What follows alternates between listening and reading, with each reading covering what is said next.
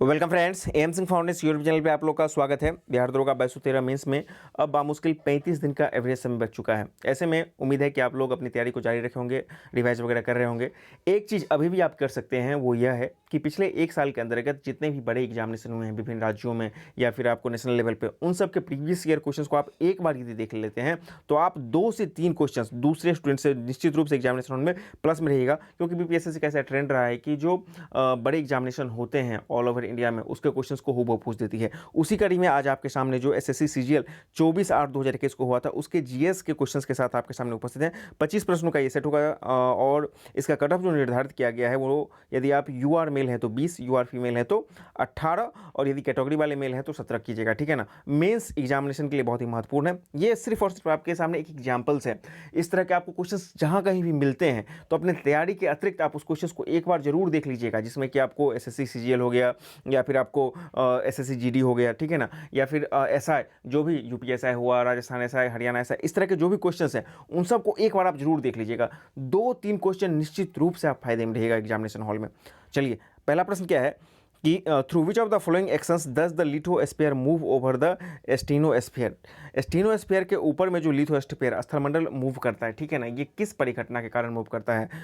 आपके सामने 4 ऑप्शन है। इसका सही उत्तर हो जाएगा प्लेट टेक्टोनिक्स, ठीक है ना। प्लेट टेक्टोनिक्स घटना का एक उदाहरण आप जानते हैं कि जो अभी वर्तमान में जो एवरेस्ट पर्वत का निर्माण हुआ है वो भी इसी परिघटना का उदाहरण है। तो एस्टेनोस्फीयर जो होता है, इसके ऊपर में जो लिथोस्फीयर मूव करते रहता है, इसी परिघटना के कारण, प्लेट टेक्टोनिक्स परिघटना के कारण होता है। अगला देख लेते हैं कि बोल रहा है कि समान पदार्थ के अणुओं के बीच आकर्षण बल को क्या कहा जाता है। आपको पता है कि जब समान पदार्थ के अणुओं के बीच में लगेगा उसको हम लोग बोलते हैं सहसंजक बल, ठीक है ना, कोहेसिव फोर्स, ठीक है ना। और जब असमान परमाणु के अणुओं के बीच में लगेगा तो उसको हम लोग बोलेंगे एडहेसिव, ठीक है ना, मतलब सहसंजक बल्स और कोहेसिव बल्स और एडहेसिव बल्स, ठीक है ना। तो यहाँ पे सहसंजक बल हो जाएगा। अगला देख लेते हैं, तुल्लाल जो है डैश राज्य की एक एकल व्यंग प्रथा नृत्य शैली है। केरल, हरियाणा, अरुणाचल प्रदेश या फिर गोवा। इस तरह के प्रश्न आपको बिहार असाइनमेंट्स में रहेंगे, निश्चित रूप से रहेंगे, ठीक है ना।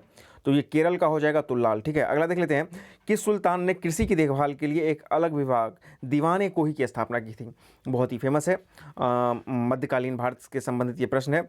जो मोहम्मद बिन तुगलक थे उनके द्वारा इसकी स्थापना की गई थी। अगला देख लेते हैं, गुलाम प्रति सेकेंड डैश के बराबर होता है, ओम, एम्पियर, जूल या फिर वोल्ट के बराबर। तो कूलाम प्रति सेकंड जो होता है, इसका आवेश जब जाता है तो उसको हम लोग बोलते हैं एम्पियर, ठीक है ना। इसका सही उत्तर हो जाएगा कूलाम प्रति सेकंड आवेश को हम लोग एम्पियर बोलते हैं। ऑप्शन 20 का सही हो जाएगा। निम्नलिखित में से कौन सा राज्य दिसंबर 2020 में ब्लॉकचेन सक्षम सौर ऊर्जा ट्रेडिंग शुरू करने वाला प्रथम राज्य बना था, ठीक है। उत्तर प्रदेश, कर्नाटक, मध्य प्रदेश या सिक्किम। बहुत इंपॉर्टेंट क्वेश्चन था। इसका सही उत्तर हो जाएगा उत्तर प्रदेश। अगला देख लेते हैं, डैश एक स्थानबद्ध प्राणी है जो पृथ्वी पर जैविक मूल की विशालतम संरचनाओं का निर्माण करने के लिए शैवाल जैसे पादपों के साथ अपने संबंध पर निर्भर है। पक्षी, स्तनपायी, प्रवाल या फिर सरीसृप। जो कोरल होते हैं, ठीक है ना, कोरल लीफ होते हैं, प्रवाल लीफ होते हैं, वही इसका सही उत्तर हो जाएगा। ऑप्शन सी इसका सही हो जाएगा। अगला देख लीजिए, एक डैश जमीन की ऐसी प्राकृतिक भूजलीय इकाई है जो प्रवाह प्रणाली द्वारा उभयनिष्ठ बिंदु के जरिए जल को इकट्ठा एवं प्रवाहित करती है। जल विभाजन, जिसको वाटर सेट बोलते हैं, जल भृत, बराबबंदी या फिर जलाशय। इसका सही उत्तर हो जाएगा आपका ऑप्शन ए, जल विभाजन, ठीक है ना।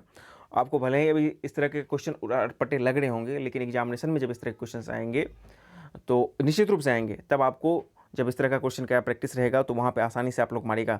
5 से 10 प्रश्न जो बिल्कुल आपको इस तरह के रहेंगे इस पैटर्न पर, ठीक है।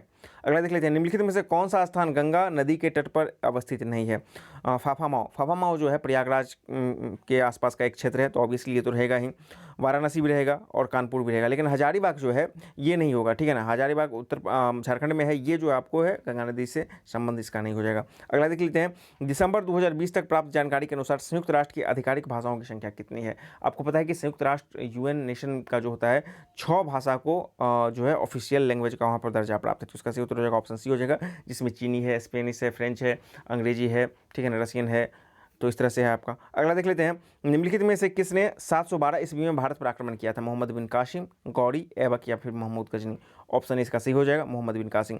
यहाँ पर देख लीजिए कि blank is an economic scenario where a peculiar combination of low growth and rising inflation leads to high unemployment. यहाँ पे क्या बोल रहा है, अर्थव्यवस्था का वो कौन सा सिचुएशन होता है, सिनेरियो होता है जहाँ पे जो ख़राब स्थिति होती है, दो चीज़ों का कॉम्बिनेशन होता है। एक होता है लो ग्रोथ, यानी कि आपका मंदी है, ठीक है ना, मंदी है, लो ग्रोथ है, एंड राइजिंग इन्फ्लेशन, महंगाई बढ़ रहा है। तो उस दोनों कंडीशन को हम लोग क्या बोलेंगे, स्टैगफ्लेशन बोल देंगे, ठीक है ना। और ये प्रश्न आपको 17 मेंस में पूछा जा चुका है, तो देख लीजिए, आपको प्रश्न बड़े ही इंपॉर्टेंट है यहाँ पे। स्टैगफ्लेशन इसको बोलेंगे, ऑप्शन सी इसका सही हो जाएगा। अगला देख लेते हैं, पैगंबर मोहम्मद ने डैश शताब्दी में इस्लाम धर्म की स्थापना की थी। आपको पता है कि इस्लाम धर्म के जो हुआ था वो करीब 622 के आसपास हुआ था, मतलब 600 इस के में आसपास हुआ था। तो शताब्दी कौन सा हो जाएगा, तो 7वीं शताब्दी हो जाएगा, ऑप्शन सी इसका सही हो जाएगा।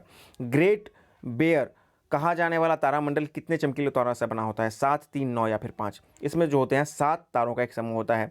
मार्च 2021 में विश्व आर्थिक मंच द्वारा संकलित युवा वैश्विक नेताओं की सूची में निम्नलिखित में से कौन सी भारतीय अभिनेत्री शामिल है, शिल्पा शेट्टी, आलिया भट्ट, ऐश्वर्या राय, फिर दीपिका पादुकोण।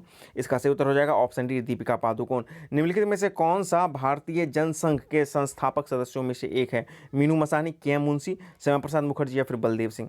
ऑप्शन सी इसका सही हो जाएगा, श्यामा प्रसाद मुखर्जी। प्रथम ओलंपिक खेल का आयोजन कहाँ पर किया गया था, आपको पता है 1896 के आसपास में इसका आयोजन हुआ था, तो ये हुआ था आपको ग्रीस में हुआ था। ऑप्शन डी इसका सही हो जाएगा। अगला देख लेते हैं, देख लीजिए, ये भी एक प्रश्न है जो बिल्कुल बीपीएससी बिहार एसआई मेंस के नेचर टाइप का प्रश्न है। यहाँ पर मेगुती मंदिर किस वर्तमान राज्य में अवस्थित है। इस तरह के बिल्कुल अनऑर्थोडॉक्स क्वेश्चन एक दो रहेंगे आपको, ठीक है ना, तो इसको आप काउंट कर सकते हैं भारत के भूगोल में। ऑप्शन देख लीजिए, तमिलनाडु, कर्नाटक, केरल या फिर ओडिशा। तो मेगुती मंदिर जो है कर्नाटक में अवस्थित है।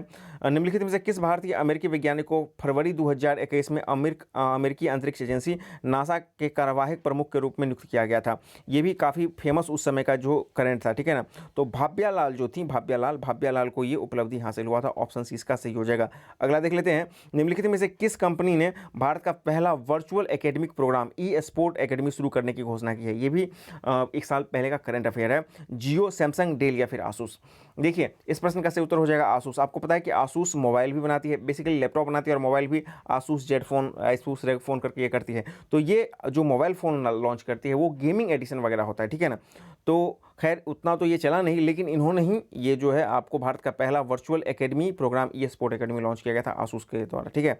यूरोपीय फुटबॉल क्लब सेल्टिक एफसी के लिए खेलने वाला भारतीय उपमहाद्वीप। अब भारतीय उपमहाद्वीप में आपको पता है कि भारत है, पाकिस्तान है, ठीक है ना, श्रीलंका है, बांग्लादेश है। तो इस तरह से आपको जो भारतीय उपमहाद्वीप का पहला खिलाड़ी कौन बना था, नेविल डिसूजा, सेलन मन्ना, मोहम्मद सलीम या फिर प्रदीप कुमार बनर्जी। ऑप्शन सी इसका सही हो जाएगा, मोहम्मद सलीम, ये बांग्लादेश के थे। निम्नलिखित में से किसे क्षारीय मृदा धातु एल्कलाइन अर्थ मेटल कहा जाता है, प्लेटिनियम, मैग्नीशियम, तांबा या फिर कोबाल्ट। ऑप्शन बी इसका सही हो जाएगा, मैग्नीशियम का।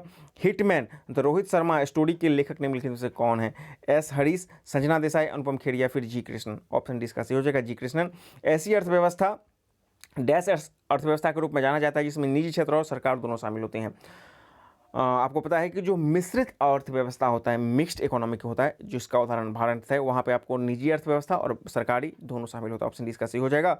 घूमर डैश राज्य का एक लोक नृत्य शैली है, बिहार, झारखंड, त्रिपुरा या फिर राजस्थान। आपको पता है कि इसका सही उत्तर हो जाएगा ऑप्शन डी, राजस्थान। तो चलिए 25 प्रश्न आपने देख लिया। ये आपके सामने सिर्फ और सिर्फ एक एग्जाम्पल्स है। इस तरह का क्वेश्चन आप निश्चित रूप से देख लेंगे।